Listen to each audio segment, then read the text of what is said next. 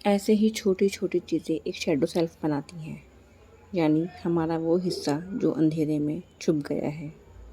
Hello दोस्तों, welcome back to my channel. मैं मुस्कान। आज हम बात करेंगे शैडो वर्क के बारे में। शैडो वर्क क्या होता है, इसका हमारी लाइफ पर क्या असर पड़ता है और हम इसे कैसे हील कर सकते हैं।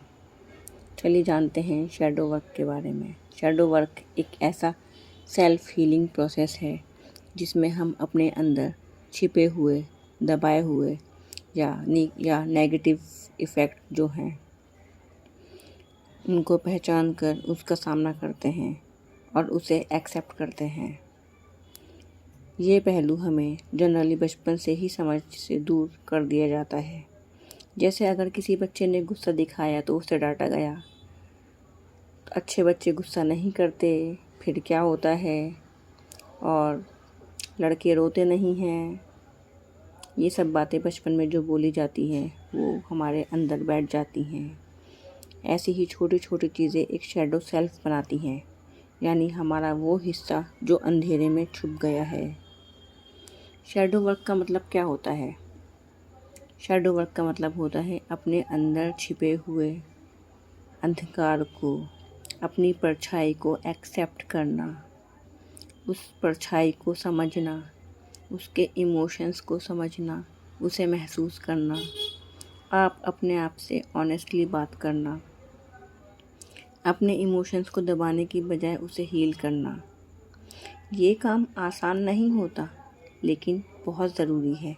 अगर आप खुद को बेहतर समझना चाहते हैं और इमोशनली फ्री होना चाहते हैं तो आपको शैडो वर्क करना होगा, अपनी लाइफ को ईजी करना होगा।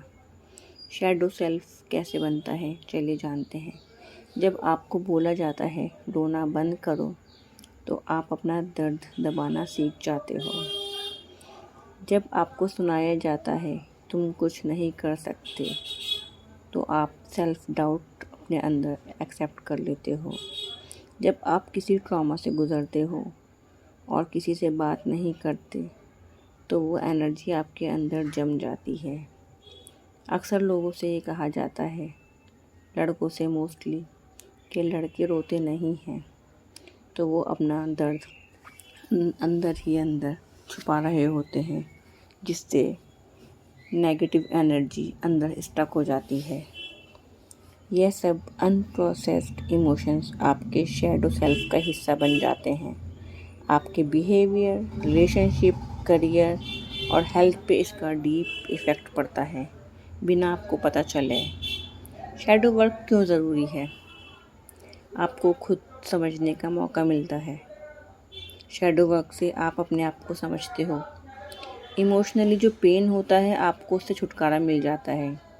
एंजाइटी, ओवरथिंकिंग, सेल्फ स्टीम कम होता है। आप अपने अंदर की शांति को महसूस कर सकते हो। बेटर डिसीजन लेने के काबिल बनते हो। अपने रिलेशनशिप्स को हील करते हो और उन्हें स्ट्रॉन्ग बनाते हो।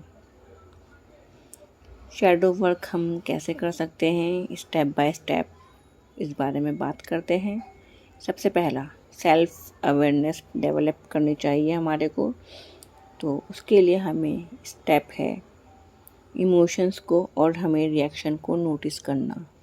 जब हम किसी सिचुएशन में ओवर रिएक्ट करते हैं या कुछ चीज़ें हमें इरिटेट करती हैं, तो वहाँ पे शैडो होता है।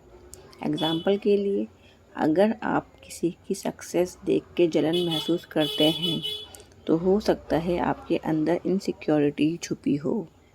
एक्शन के लिए इसमें आपको क्या करना है, अपने डेली मूड को और रिएक्शन को ऑब्ज़र्व करना शुरू करें कि कौन सी बात से आप रिएक्ट कर रहे हैं, कौन सी बात से आप खुश हो रहे हैं और कौन सी बात से आपको कुछ फील नहीं हो रहा।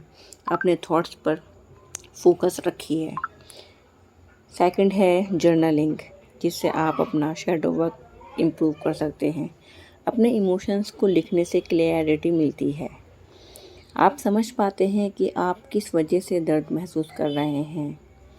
प्रॉम्प्ट यूज़ कर सकते हैं आप, जैसे मुझे सबसे ज़्यादा गुस्सा कब आता है और क्यों आता है। मुझे सबसे ज़्यादा, जैसे एग्ज़ाम्पल के तौर पे आप बोल सकते हैं, मुझे सबसे ज़्यादा गुस्सा तब आता है जब मम्मी मेरे छोटे भाई को नहीं डांटती और मुझे डांटती हैं। उससे कुछ नहीं कहती कि वो छोटा है। आप ये भी कर सकते हैं। ये भी सोच हो सकती है कि मैं किस चीज़ से डरता हूँ। कोई अंधेरे से डरता है, कोई पानी से डरता है। मैंने अपने बचपन में क्या छुपा लिया था। आपको ये सोचना होगा कि ऐसी कौन सी बात है जो आपके अंदर छुपी हुई है, जिससे आपको अंदर ही अंदर आप फील नहीं हो पा रहे, आपके नेगेटिव इमोशंस अंदर बैठ गए। आपको ये ढूंढना होगा कि ऐसी क्या चीज़ हुई और क्या मैं अपने इमोशंस ओपनली एक्सप्रेस करता हूँ। आपको ये देखना होगा। तो आपको इन सब चीज़ों को यूज़ करना होगा। इसके लिए आप हर दिन सिर्फ 10 मिनट लिखना शुरू करें, जर्नलिंग। इनर चाइल्ड से बात करिए अपने। थर्ड पॉइंट, अक्सर हमारी शैडो बचपन के एक्सपीरियंस से जुड़ी हुई होती है।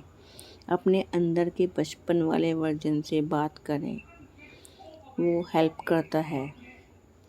इसके लिए आप विजुअलाइजेशन टेक्निक कर सकते हैं। आंखें बंद करो, अपने आप को एक छोटा बच्चा इमेजिन करो, उसके पास जाओ और उससे प्यार से पूछो, तुम क्यों परेशान हो, तुम क्यों उदास हो। उससे कहो, क्या तुम मुझे अपना दर्द बताओ, मैं उसको समझूंगा। उसको ये गारंटी दो कि मैं तुम्हारे साथ हूँ, सब ठीक हो जाएगा, हम दोनों मिलकर सब ठीक करेंगे। ऐसे आप उससे बात कीजिए, आपको 1 वीक में रिज़ल्ट मिलेगा। फोर्थ, ट्रिगर्स को एक्सेप्ट करो, दबाओ मत। आपको जब भी कोई चीज़ इमोशनली हर्ट करे, उसे इग्नोर करने की बजाय समझो कि वो ट्रिगर आपको क्या सिखा रहा है। एग्ज़ाम्पल के तौर पर, अगर किसी की बात सुन के आपको दुख होता है, तो वो बताता है कि आपके अंदर एक पुरानी वाउंड है जो हील नहीं हुई है। ट्रिगर होने पर खुद से पूछो कि मैं इतनी हर्ट क्यों हुई, मैं इतना हर्ट क्यों हुआ। अगर आपको किसी ने कुछ कहा, तो अगर उसने कहा, वो उसकी मेंटालिटी है, वो उसके थॉट है, उससे मुझे क्या, क्यों इतना फ़र्क पड़ रहा है मुझे। ऐसे आप सोचिए, सॉल्यूशन निकालिए। फिफ्थ, जो सबसे बेस्ट पार्ट है, वो है फॉरगिवनेस। फॉरगिवनेस की प्रैक्टिस कॉन्टिन्यूसली करिए। अपने पास्ट के लोगों को माफ़ करना ज़रूरी है, चाहे उन्होंने माफ़ी मांगी हो या नहीं, लेकिन सबसे पहले खुद को माफ़ करो। आपने जो भी डिसीजन पास्ट में लिए, उनके लिए अपने आप को ब्लेम करना बंद करो। आप तब जितना समझ पाए उतना ही किया, बट अब आप बेहतर समझ सकते हो। बचपन में बहुत कुछ गलत हो जाता है, हम ना चाहते हुए भी बहुत कुछ कर देते हैं, बट अब हम सब ठीक कर सकते हैं। इसके लिए आप हीलिंग अफर्मेशंस ले सकते हैं, जैसे कि मैं अपने सभी पुराने दुखों को रिलीज़ करती हूँ, मैं खुद से बहुत प्यार करती हूँ, मैं बहुत वर्दी हूँ, मैं पीसफुल हूँ, मैं पीसफुल सोल हूँ, I deserve better, I am living happy life. और सिक्स्थ है मेडिटेशन और माइंडफुलनेस। आपको रोज़ाना 5 से 10 मिनट का मेडिटेशन करना है, अपनी ब्रीदिंग पर ध्यान देना है, अपने इमोशंस को ऑब्ज़र्व करना है बिना जज किए। माइंडफुलनेस की प्रैक्टिस करनी है, आपको प्रेजेंट माइंड में रहना है, आप जो भी काम करें उस पर फोकस करना है। आपको ये ध्यान रखना है कि आप कहाँ जा रहे, आपकी थॉट कहाँ जा रही है, कहाँ नहीं। अब आते हैं 7th पॉइंट के ऊपर। 7th पॉइंट है, आप किसी थेरेपिस्ट की या कोच की हेल्प भी ले सकते हैं, अगर, क्योंकि मोस्टली भी शैडो या कुछ वाउंड्स जो होते हैं वो बहुत डीप हो जाते हैं, जो खुद से हील करना मुश्किल हो जाता है। तो अगर आप नहीं कर पा रहे हैं खुद, तो आप ऐसे केसेस में किसी भी थेरेपिस्ट या सर्टिफाइड शैडो वर्क कोच से गाइडेंस ले सकते हैं, ये आपके लिए बेटर रहेगा। चलिए एक रियल लाइफ एग्जांपल की बात करते हैं कि शैडो वर्क का कैसे हमारी लाइफ पे इफ़ेक्ट पड़ता है। सुधा एक सक्सेसफुल जॉब में थी, लेकिन बार बार ऑफिस में छोटी छोटी बातों पे गुस्सा कर जाती थी। उसने शैडो वर्क शुरू किया और उसे रियलाइज़ हुआ कि बचपन में उसके फादर उसकी फीलिंग्स को कभी इम्पोर्टेंस नहीं देते थे। जब उसने अपने इनर चाइल्ड से कनेक्ट किया, जर्नल लिखा और मेडिटेशन शुरू किया, तो धीरे धीरे उसका गुस्सा कम हुआ और वो अपने रिलेशनशिप में पीसफुल रहने लगी। तो शैडो वर्क में जो बचपन में उनके साथ हुआ, तो उनका ये इफ़ेक्ट उनकी लाइफ पर असर कर रहा था।